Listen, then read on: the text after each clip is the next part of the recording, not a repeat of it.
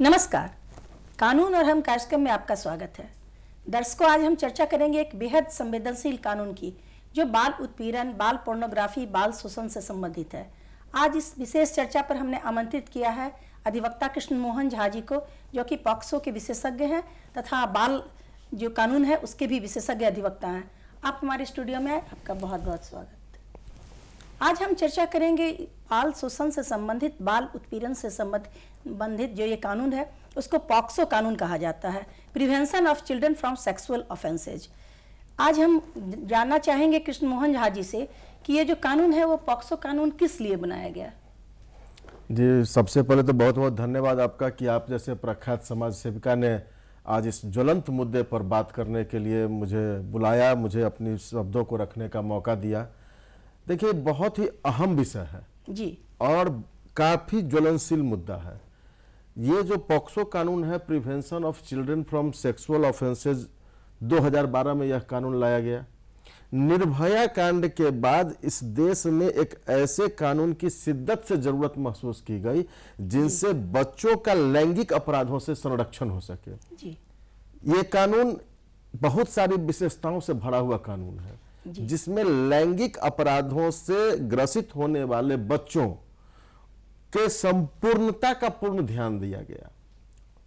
After the occurrence, घटना के बाद, और घटना घट जाने के बाद उससे उत्पन्न हुई विकृतियों को कैसे दूर किया जाए और उस बच्चे का अग्रतर पूर्ण विकास, संपूर्ण विकास, होलिस्टिक डेवलपमेंट कैसे हो, इसको ध्यान में रख के यह कानून बनाया गया। जी सबसे पहली विशेषता इस कानून की यह है मैम कि यह जो कानून है वह जेंडर न्यूट्रल है। जी हाँ, ये सबसे बड़ी बात यह है, अधिकतर कानून जेंडर बेस्ड होते हैं, ये जेंडर न्यूट्रल है। यहाँ बच्चा 18 साल से नीचे का कोई भी हो सकता है, वो बालक हो बालिका हो, दोनों। जी लैंगिक अपराधों से संरक्षण के लिए इस कानून में जितनी बेहतर व्यवस्थाएं की गई है उसका कोई दूसरा विकल्प नहीं है। जी, जाहिर है कि पहले भी कानून बना हुआ था, आईपीसी में भी कानून था बालकों के शोषण से संबंधित या महिलाओं से पर विशेष उस पर ध्यान था। बालक के लिए कोई अलग से अध्याय नहीं बनाया गया था, जो भी कानून थे। तो इसमें जो ये विशेषता आपने बताई है कि बालक और बालिका दोनों को सम्मिलित किया गया है। तो 2012 में जो ये कानून बना, उस कानून के अंतर्गत क्या क्या इसकी विशेषताएं अन्य हैं? इसकी विशेषताएं जैसे कि इस पहली तो मैंने आपको बता दी कि जेंडर न्यूट्रल है, इसमें बालक हो या बालिका दोनों। दूसरा सबसे बड़ी विशेषता जो ये है कि इसमें आपको अपनी निर्दोषता साबित करनी होती है। जी, आपको ये बताना होता है कि आप निर्दोष हैं। जैसे ही किसी बालक या बालिका ने आपके खिलाफ किसी लैंगिक उत्पीड़न की शिकायत की, कोर्ट आपको पहले यह मान लेगा कि आपकी मनः स्थिति उसके साथ गलत करने की थी और आपने उसके साथ गलत किया होगा। आपको अपनी निर्दोषिता साबित करनी होती है।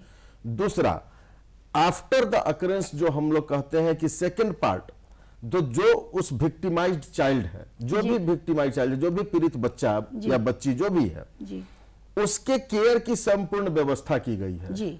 जैसे कोई अपराध घटित हुई, उसका रिपोर्ट हुआ, वहां जो एसजेपीयू है उसके जो अधिकारी हैं वो इसके जांच अधिकारी बनाए जाएंगे। स्पेशल जुवेनाइल पुलिस यूनिट उनका नाम है। अगर नहीं है कोई वहां भार शासित, तो जो इंस्पेक्टर रैंक के अधिकारी होंगे या कम से कम सब इंस्पेक्टर रैंक के अधिकारी होंगे, वो उस बाद के अधिकारी, जांच अधिकारी बनाए जाएंगे। सबसे पहले वो उस बच्ची या बच्चे जो भी पीड़ित पक्ष है उसको लेकर के अगर उसकी मेडिकल की जरूरत है तो उसको पहले मेडिकल कराएंगे। वह अगर बहुत ज्यादा भयाक्रांत है, उस घटना से बहुत ज्यादा मर्माहत है, तो CWC को तुरंत उनको इन्फॉर्म करना है, चाइल्ड वेलफेयर कमेटी को। वहां से फिर जो मनोचिकित्सक है वो आएंगे, वो परामर्श देंगे, उस पीड़ित का संपूर्ण जो मानसिक रूप से उपचार होगा वो करेंगे। फिर उस बच्ची को लेके आया जाएगा यहाँ न्यायालय में।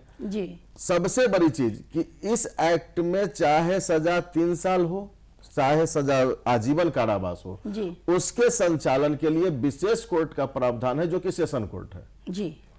और सेशन कोर्ट के सामने जब वह बच्ची प्रस्तुत होती है, फिर उस बच्ची को भेजा जाता है मजिस्ट्रेट साहब के यहाँ उसकी का बयान दर्ज करने के लिए।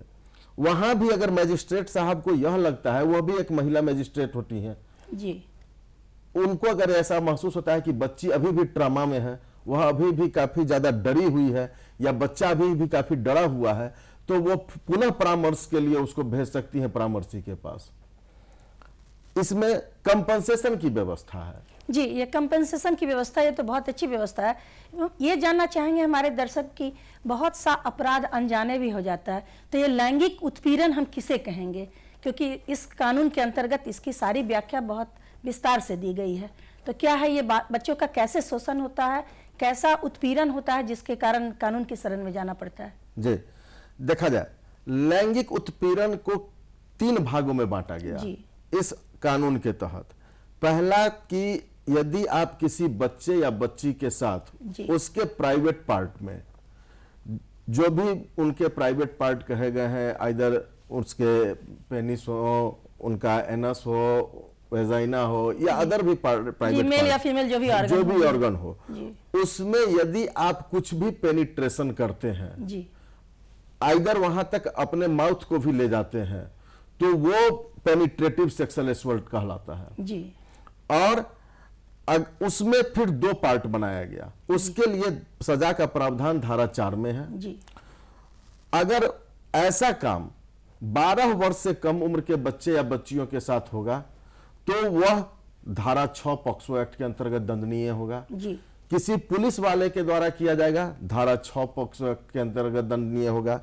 किसी सेना के अधिकारी, किसी हॉस्पिटल के कर्मचारी, किसी संस्थान के कर्मचारी, किसी मंदिर, मस्जिद या गिरजाघर के पुजारी या किसी नाते रिश्तेदार द्वारा या सामूहिक गैंग रेप जैसी कोई व्यवस्था हो या अपराध हो या उस अपराध से वो गर्भवती हो जाए, जैसा अगर कोई अपराध होता है तो वो धारा 6 के अंतर्गत आ जाएगा जी। धारा 4 और 6 में यह अंतर है कि धारा 4 में कम से कम सजा 10 वर्ष, अधिकतम आजीवन कारावास, और धारा 6 में कम से कम 20 वर्ष और अधिकतम आजीवन कारावास, उसके साथ साथ दंड। ये एक प्रकार हो गया अपराध का। दूसरा जो जनरल हम लोग सामान्य भाषा में छेड़छाड़ का आरोप कहते हैं, जो छेड़छाड़ का आरोप हमारे यहाँ जो पुराना कानून था भारतीय दंड संहिता 354 ए बी सी, उनमें जो अपराध थे उसको कहा यहाँ दूसरी श्रेणी में रखा गया, जो धारा 7 में उसकी परिभाषा है और धारा 8 में उसके दंड का प्रावधान है जी। उसमें है कि यदि आप उसको छेड़ते हैं, उसको अर्धनग्न करने का प्रयास करते हैं, उसको गंदे भद्दे इशारे करते हैं, तो जो पीड़ित बालक है फबतिया कसना या उसको उत्तेजक पार्ट बॉडी का अपना दिखाना या किसी और को दिखाने के लिए कहना, किसी और से उसको दिखवाना, किसी इलेक्ट्रॉनिक माध्यम से उसको दिखाना, पुस्तक दिखाना, मोबाइल में पोर्नोग्राफी दिखाना, वो वहां दंडनीय अपराध हो गया धारा 8 में जी। इसके बाद इसमें आ जाता है एग्रावेटेड शब्द जुड़ जाता है और वो उसकी परिभाषा धारा 9 में है और धारा 10 में इसके सजा का प्रावधान है कि जब आप इन क्रियाओं के बाद उनके निजी अंगों को छूने का प्रयास करते हैं या छूते हैं तो वो एग्रावेटेड सेक्सुअल ऑफेंस में काउंट हो जाता है। और जो लोग उत्तरदायी हैं धारा 6 के अधीन दंड के लिए, वही कैटेगरी यहां बांटा गया है, वही वर्गीकरण यहां किया गया है कि कोई सेना का अधिकारी हो, कोई पुलिस वाला हो, कोई हॉस्पिटल का कर्मचारी हो, कोई मंदिर मस्जिद गिरजाघर का पुजारी हो, परिवार का कोई ब्लड रिलेटिव हो या जिस पर ज्यादा विश्वास किया जा सके, अगर उन लोगों के द्वारा ऐसा किया जाता है तो वह एग्रावेटेड सेक्सुअल ऑफेंस में काउंट होगा और उसमें सजा उनकी बढ़ जाएगी, जो कम से कम 5 वर्ष अधिकतम 7 वर्ष तक की हो जाएगी। इसके बाद जो सजा का अपराध का वर्गीकरण है वो है कि अगर आप बच्चों से संबंधित अश्लील सामग्री का भंडारण करते हैं, उनको प्रचारित और प्रसारित करते हैं, जैसे कि किसी बच्ची का किसी ने कोई वीडियो बना लिया या किसी बच्चे का किसी ने न्यूड वीडियो बना लिया, उसको किसी पर ट्रांसफर कर दिया, उसको वायरल कर रहा है, ये 12 के अधीन आ जाता है। मामला किसी बच्चे या बच्ची के साथ हो गया, वह इतने ट्रामा में है, वह इतने अवसाद में है कि वह किसी को बता नहीं पा रहा है, डरा हुआ रह रहा है, सहमा हुआ रह रहा है जी। उसके माता पिता इन चीजों को समझ नहीं पा रहे, उसको लेके गया डॉक्टर के पास, डॉक्टर उससे थोड़ा सा ज्यादा ये चाइल्ड फ्रेंडली हुए। चाइल्ड फ्रेंडली होने के बाद उस बच्चे ने या उस बच्ची ने डॉक्टर को अपनी आप बीती सुना दी। डॉक्टर ने उसके माता पिता को बताया कि इस बच्चे के साथ ऐसा ऐसा घटना घटा है जिसके कारण बच्चा आपका ट्रमा में है। जी। माता माता पिता लोक लाज समाज दुनिया के डर के मारे, अच्छा अब तो जो हो गया सो हो जाने दीजिए, अब तो जो होगा ठीक हो जाएगा। यहां जिम्मेवारी उतनी ही उस डॉक्टर की शिफ्ट हो जाती है कि अगर डॉक्टर ने इस मैटर को पुलिस को रिपोर्ट नहीं किया तो डॉक्टर भी यहां दोषी पाया जाएगा। ऐसे मामलों में जी। अगर आप किसी प्रकार से पंचायत करते हैं, पंचायत करके बातों को रफा दफा करने का प्रयास करते हैं, या किसी भी ढंग से जो पीड़ित पक्ष है उसको दबाने का और अभियुक्त को बचाने का प्रयास किया जाता है, वैसे सूरत में जितने लोग इसमें शामिल होंगे वे सभी दंड के भागीदार। जब सुलह समझौता कराकर अक्सर देखा जाता है कि गांव में ऐसी बात होती है, मामले को दबा दिया जाता है, इज्जत प्रतिष्ठा का हवाला दे दिया जाता है, और जो समाज के पंच लोग हैं वो आगे बढ़कर इसको समझा बुझाकर खत्म करना चाहते हैं, उनके लिए भी दंड का प्रावधान है। और ये एक दंडनीय अपराध है जी।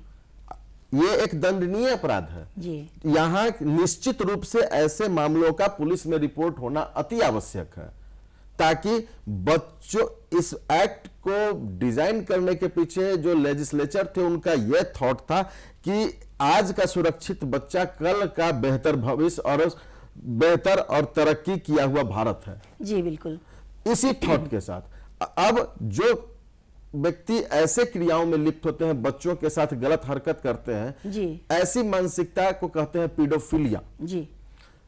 जो वैसी मानसिकता से ग्रसित व्यक्ति है, अगर उनको सजा नहीं मिलेगी तो निश्चित रूप से वो फिर आज किसी बच्चे के साथ कल फिर किसी बच्चे, यानी कि हर की भूमिका यहाँ निश्चित है। अपराध होने से पहले हो या अपराध होने के बाद सूचना देना ही है। अगर ऐसी जिम्मेदारी किसी पर है वो सूचना नहीं देते हैं तो उनके लिए भी दंड का प्रावधान है। पुलिस ऑफिसर की क्या भूमिका है इसमें? पुलिस ऑफिसर की भूमिका सबसे महत्वपूर्ण हो जाती है यहाँ, क्योंकि पुलिस ऑफिसर इस केस को इंस्टीट्यूट करते हैं।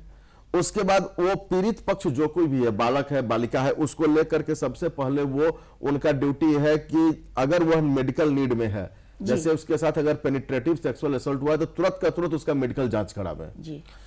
कई बार ऐसा भी होता है कि जो पीड़ित पक्ष है, बच्चा या बच्ची, उसके अभिभावक उसके साथ नहीं होते हैं, वो कहीं हॉस्टल में रह के पढ़ रहा होता है, उसके साथ ऐसी घटना घट जाती है, तो किसी महिला चिकित्सक की उपस्थिति में इमीडिएट सबसे पहले तो उसका मेडिकल होगा।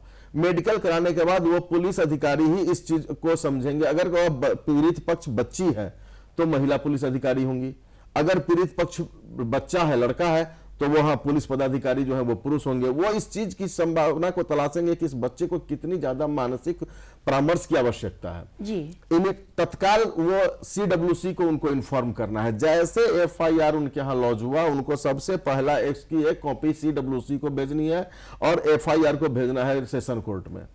जैसे ही CWC को वो FIR की कॉपी रिसीव करावेंगे, वो वहां से परामर्शी की मांग करेंगे, ताकि उस घटना से आहत उस बच्चे को उस सदमे से उबारा जा सके। जी बिल्कुल। उसके बाद जो भी साक्ष्य संकलन है वो पुलिस के ही जिम्मे है। अगर पेनिट्रेटिव सेक्सुअल असल्ट है तो उस बच्चे का कपड़ा, आरोपी का कपड़ा, उस बच्चे के साथ जो कुछ भी वहां उनको साक्ष्य मिले, जैसे कि उस आरोपी का सीमेन वगैरह, उन सबों का संकलन करना और संकलन करके उसको FSL जांच के लिए FSL में भेजना, वहां से रिपोर्ट की प्राप्ति करके फिर से विद्वान न्यायालय जो है वहां उनको समर्पित करेंगे, ताकि वहां पर ये उनका विचारण हो सके। तो पुलिस की भूमिका काफी अहम है जी। पुलिस को यह सबसे बड़ी ड्यूटी दी गई है कि किसी भी समय जो पीड़ित बच्चा या बच्ची है उसको और अभियुक्त को एक कांटेक्ट में न लाया जाए। जी बिल्कुल बिल्कुल बिल्कुल। इसके लिए जो विशेष न्यायालय बनाया गया है वहां भी ऐसा व्यवस्था किया गया है। चाइल्ड फ्रेंडली कोर्ट की जो बात कही जा रही है, इस अधिनियम के तहत उसकी भी व्यवस्था है, वह क्या है? चाइल्ड फ्रेंडली कोर्ट में सबसे पहले तो ऐसा माहौल बनाना है जो बाल मित्र वातावरण है। बाल मित्र वातावरण जहां जाने से बच्चा डरे नहीं। इसीलिए इस एक्ट में व्यवस्था की गई है कि पुलिस पदाधिकारी भी जो बच्चे से कोई प्रश्न पूछेंगे या बच्चे के पास जब जाएंगे तो वो अपने वर्दी में नहीं जाएंगे जी। तो चाइल्ड फ्रेंडली कोर्ट में जब वो बच्चा आता है तो उसको अभियुक्त से सामने सामने देखने की व्यवस्था नहीं है, ताकि वो बच्चा या वो बच्ची जब उस अभियुक्त को देखता है तो वो पुनः उस हादसे को याद करके डर नहीं जाए। जी बिल्कुल। तो उसके लिए अलग से विक्टिम्स रूम बना है, वहां वो बच्चा या बच्ची बैठेगा, टीवी के स्क्रीन पर उसको सब कुछ दिखाई और सुनाई देगा। वो टीवी की स्क्रीन पर बैठकर ही सामने से पूछे जाने वाले प्रश्नों का जवाब देगा। इस एक्ट में यह भी व्यवस्था है कि विक्टिम को बार बार कोर्ट नहीं बुलाना है। विक्टिम यानी कि जो पीड़ित है, पीड़ित है, वो एक बार आ गया, अपना साक्ष्य उसने दे दिया, उसकी गोपनीयता भी सुनिश्चित करनी है एकदम निश्चित रूप से। फॉर्म ऑफ डिपोजिशन जो गवाह का पन्ना होता है उस पर उसका ना नाम लिखा जाएगा, ना उसका उम्र लिखा जाएगा, ना उसके पिता का नाम लिखा जाएगा, कुछ भी नहीं लिखा जाएगा। उसका सारा जो भी एंट्री है वो विक्टिम्स रजिस्टर में दर्ज होगा। जी बिल्कुल। जिसकी सूचना किसी को नहीं मिलेगी। विक्टिम की आइडेंटिटी को हिडन करना सबसे प्राथमिकता है यहाँ। उसको उसकी पहचान को आप प्रकट कर ही नहीं सकते हैं, वो भी एक अपराध है और उसके लिए भी 3 साल तक के लिए सजा है। जी बिल्कुल। तो विक्टिम जो भी है, बच्चा या बच्ची, उसका पहचान बिल्कुल गोपनीय रहेगा। अभियुक्त को जब उसकी पहचान कराई जाती है, जैसा क्रिमिनल ट्रायल में होता है कि हम लोग अभियुक्त को दिखा के पूछते हैं कि देखो तो किसी ने तुम्हारे साथ गलत किया है, तो वो डायरेक्ट नहीं देखती है जी। उसको वीडियो कैमरा के माध्यम से दिखाया जाता है। जहां वीडियो कैमरा की व्यवस्था नहीं है वहां अभियुक्त को पर्दे के पीछे रखा जाता है और एकल दर्पण के माध्यम से उसे अभियुक्त को दिखा के पहचान कराया जाता है कि देखो तो क्या इसी ने तुम्हारे साथ गलत किया था। और ये सारी जो प्रक्रिया होती है उस समय किसी बाहरी आदमी का या अन्य किसी व्यक्ति का प्रवेश निषेध होता है। ये बंद कमरे में इसकी ये बंद कमरे में संचालन होगा। इसका विचारण जब भी होगा बंद कमरे में होगा। और विक्टिम जिस पर विश्वास करे, आइदर उसके माता पिता, उसके कोई नाते रिश्तेदार, उसके भाई बहन या उसके अधिवक्ता, वो विक्टिम की सहजता के लिए विक्टिम के पास मौजूद रहेंगे, विक्टिम के साथ नहीं, विक्टिम के पास। एक सवाल मेरे मन में और भी आ रहा है कि जैसे विक्टिम जो है, कभी कभी ऐसा भी बच्चा होता है, देखा जाता है गांव में, कि जिसके माता पिता मर गए हैं, वो किसी ऐसी जगह पे रह रहा है जहां उसके रिश्तेदार उसको कोऑपरेट नहीं कर रहे हैं, मान के उसके साथ अगर कोई घटना घटती है और कोई उसका साथ ना दे, तो उसके लिए भी क्या कोई व्यवस्था है? देखिए यहाँ पर मैंने कहा ना कि इस एक्ट में सबकी जिम्मेवारी तय की गई है। बहुत अच्छा सवाल आपने किया है। और इसका असर समाज के उन वर्नेबल चाइल्ड्स को, जो इस ऐसे बच्चों को वर्नेबल चाइल्ड ही कहेंगे, कि तक पहुंचने की संभावना है। माता पिता नहीं है, बच्चा किसी तरह से अपना जिंदगी जी रहा है। जी बिल्कुल। उस बच्चे के साथ कोई इस ढंग का अपराध घटित हो गया, अब वहां सबसे पहले जिम्मेवारी पीआरआई मेंबर्स की आ जाती है। जो पंचायती राज इंस्टीट्यूशंस के जो मेंबर हैं, उनकी जिम्मेवारी आ जाती है कि वो अब इस बच्चे के साथ हुई घटना के लिए आशा कार्यकर्ता, जो गांव में आशा कार्यकर्ता हैं, जो डोर स्टॉप पर जाकर के और ये चिकित्सा सेवा मुहैया करा रही है, वो उनकी जिम्मेवारी बन जाती है। वो इन्फॉर्म करें पुलिस को, पीआरआई मेंबर्स पुलिस को इन्फॉर्म करें। उसके बाद पुलिस उस बच्चे को वहां से रिकवर करेगी, जो भी न्यायिक प्रक्रिया है वो पूरा करेगी और बच्चे की कस्टडी सीडब्ल्यूसी को दे दी जाएगी, अनटिल और अनलेस कि वह बच्चा 18 साल की उम्र को पूरा न कर ले।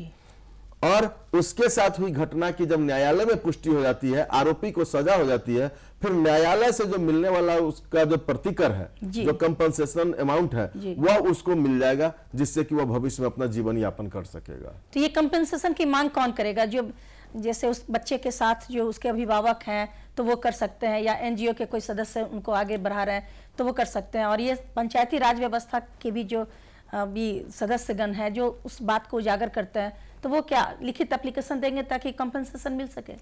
निश्चित रूप से दोनों व्यवस्था है, यहाँ दोनों व्यवस्था है।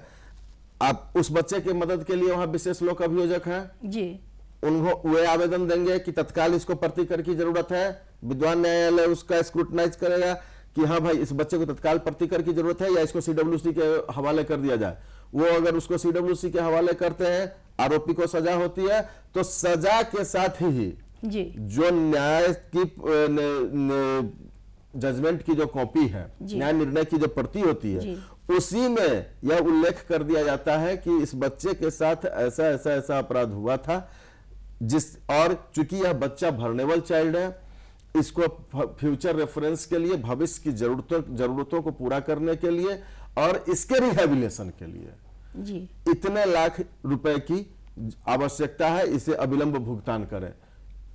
और उस न्याय निर्णयन की एक प्रति, जिसको हम लोग जजमेंट कहते हैं, चली जाएगी जिला विधिक सेवा प्राधिकार को, जहां से जिला विधिक सेवा प्राधिकार से उसके नाम से, अगर बच्चा सीडब्ल्यूसी में है तो यह जिम्मेवारी सीडब्ल्यूसी चेयरपर्सन की है, अगर अपने परिवार में है तो उसके माता पिता की है।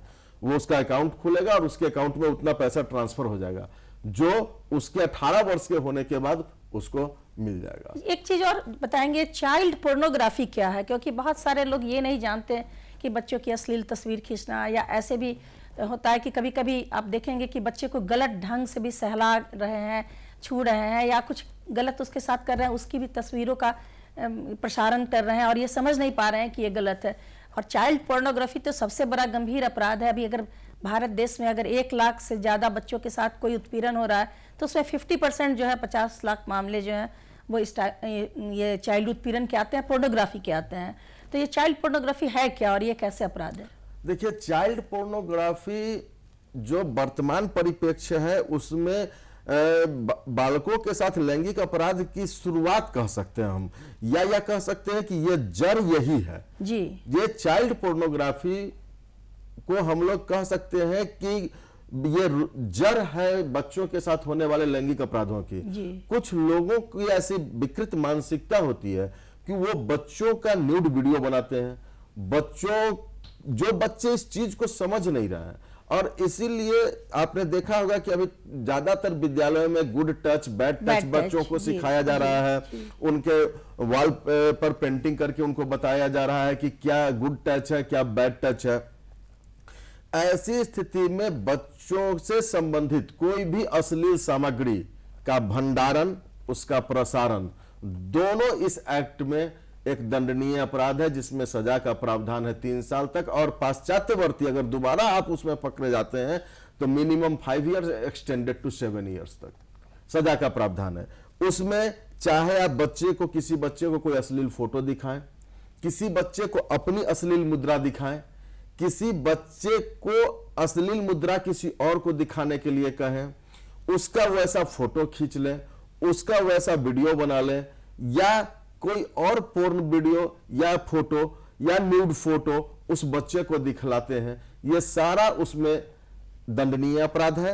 इसके अलावा अगर उस बच्चे से, किसी भी बच्चे से संबंधित कोई भी पोर्न वीडियो या फोटो आपके पास भंडारित मिलता है, निश्चित रूप से आप दंड के भागीदार हैं। ये आप गुड टच बैड टच बता रहे थे, तो ये आखिर होता क्या है कि छोटा छोटा बच्चा या अभी जो किशोर बच्चे हैं वो ये समझ नहीं पाते हैं कि हमें जो टच कर रहा है उसका क्या, उसकी भावना क्या है, वो अच्छे ढंग से कर रहा है। कभी कभी ऐसा देखा जाता है कि देखिए संयुक्त परिवार खत्म हो रहा है, एकल परिवार है, लोग मकानों से अपार्टमेंट में आ गए हैं, वैसी स्थिति में घर में कोई नहीं रहता, उसमें किसी को देखभाल के लिए रख दिया जाता है, या ऐसे भी जो रिश्तेदार दूर के हैं उनके साथ बच्चा टच में रहता है। तो ये बैड टच और गुड टच होता क्या है? अभी 2 मिनट पहले मैं इस पर चर्चा की कि गुड टच और बैड टच, ये आजकल काफी चर्चा इस पर हो रहा है, समाज का ध्यान इधर की ओर लाया जा रहा है। आप जैसे प्रखर समाज सेवी लोग भी इसको काफी चर्चा कर रहे हैं ताकि लोगों तक, जन जन तक ये बात पहुंच सके और लोग इस पर ध्यान दें। वैसा कोई भी छुअन, वैसा कोई भी संपर्क बच्चे के साथ जो बच्चे को असहज स्थिति में लाती हो, वो बच्चा जो भी 3 साल का है, 5 साल का है, वो उन चीजों को समझने और कहने में असमर्थ है जी। वो तो अपनी बाल्यावस्था में है, वो उसका काम इतना ही है कि हाँ, रोना है तो रो लिया, खाना है तो खा लिया, और वो खेलना है तो खेल लिया जी। आप उसके साथ वैसा कोई हरकत कर रहे हैं जिससे कि बच्चा आपसे दूर भागने लगे, वो बैड टच है। आप उसके निजी अंगों को छू रहे हैं, सहला रहे हैं, जिसके बाद बच्चे का अटेंशन बदल जा रहा है, बच्चे का भाव बदल जा रहा है, वो बैड टच है। जब वह बच्चा 7 साल 8 साल की उम्र में आता है, उसके बाद उसकी अपनी समझ थोड़ी बहुत विकसित होने लगती है, बच्चा स्कूल जाने लगता है, वो समझता है कि हाँ, मेरे प्राइवेट पार्ट्स क्या है, उनका छुअन कहां पर सही है और कहां पर गलत है। उनके निजी अंगों को छूना, उसको सहलाना, उसको के विषय में उससे बात करना, ये पॉक्सो एक्ट में सरकार जो है इसकी व्यवस्था कर रही है। कानून हाईकोर्ट वगैरह की तरफ से भी, सुप्रीम कोर्ट का भी कई दिशा निर्देश आया कि जन जागरूकता फैलाई जाए। स्कूल कॉलेजेस में भी ये चलाया जा रहा अभियान कि इसको गुड टच बैड टच मतलब कि क्या होता है उसको बताया जाए। खासकर किशोरों को मेनली है कि लड़कों और लड़कियों दोनों को ये जानने की जरूरत है, क्योंकि 18 साल की उम्र तक बच्चा उतना परिपक्व नहीं रहता। कई बार होता है कि अगर वो अपने माता पिता को भी कहता है कि ये गुड टच है या बैड टच है, मतलब कि कोई मेरे को ऐसा छू रहे हैं, तो माता पिता भी उसकी अवहेलना करने लगते हैं, उसे डांटने डपटने लगते हैं, और परिवार की इज्जत है, परिवार की इज्जत है कह के बात को दबानी जाती है। तो ये कम से कम ये इस एक्ट में यह भी प्रावधान है कि कोई अगर इस तरह का पारिवारिक व्यक्ति या कोई जो ऐसा व्यक्ति हो जो संरक्षक हो, तो उसके लिए कड़ी सजा का प्रावधान है। निश्चित रूप से अगर कोई आपका ब्लड रिलेटिव आपके किसी बच्चे के साथ जी ऐसे पेनिट्रेटिव सेक्सुअल असल्ट करता है, वो सीधा का सीधा धारा 6 के अंदर दोषी पाया जाएगा, और धारा 6 में तो मिनिमम सजा 20 साल है। कोई अगर उसके साथ अश्लील हरकत करता है तो वह एग्रावेटेड सेक्सुअल ऑफेंस में काउंट होगा, और वहां पर वह सेक्शन 10 के अंतर्गत आरोप सिद्ध होता है उस पर, तो उसको 7 साल तक की सजा। और माता पिता की भी ये जिम्मेवारी बनती है कि बिल्कुल अगर इस तरह के बच्चे के साथ कोई असहज हरकत करता है या कोई अश्लील ढंग से छूता है या उसकी फोटो वगैरह प्रसारित करता है, तो उसको भी रिपोर्ट करे। एक चलते चलते ये भी आप बताते चलेंगे हमें कि क्या जो गलत मुकदमा करता है उसके लिए भी दंड का प्रावधान है इस एक्ट? निश्चित रूप से इस एक्ट में व्यवस्था की गई है कि अगर आप किसी बच्चे का उपयोग गलत रूप से कर रहे हैं, किसी बच्चे का उपयोग करके किसी व्यक्ति विशेष का मानहानि करने के लिए उस पर मुकदमा दायर करते हैं, आप पर उल्टा मुकदमा चलेगा और आपको भी सजा होगी। तो ये काफी सख्त कानून है, इसकी बहुत बड़ी सीमा है और बिल्कुल ये चाइल्ड फ्रेंडली है। कोई अगर इसके साथ बच्चों के साथ किसी भी तरह का अगर कोई दुर्व्यवहार करता है या इस एक्ट के तहत कोई अपराध करता है, तो कोई भी अगर मुकदमा होता है तो इसके लिए कहीं भी किसी को पैसे की देने की भी जरूरत नहीं है। मुकदमा लड़ने का खर्च भी जिला विधिक सेवा प्राधिकार देता है, और इस कानून के तहत बहुत सख्त प्रावधान सभी का स्टेक होल्डर की भूमिका भी निश्चित की गई है कि एक माता पिता की क्या भूमिका होनी चाहिए, पुलिस प्रशासन की क्या भूमिका होनी चाहिए, न्यायपालिका की क्या भूमिका होनी चाहिए। आप आज हमारे स्टूडियो में आए, आपने बहुत अच्छी जानकारी दी, आपका बहुत बहुत धन्यवाद।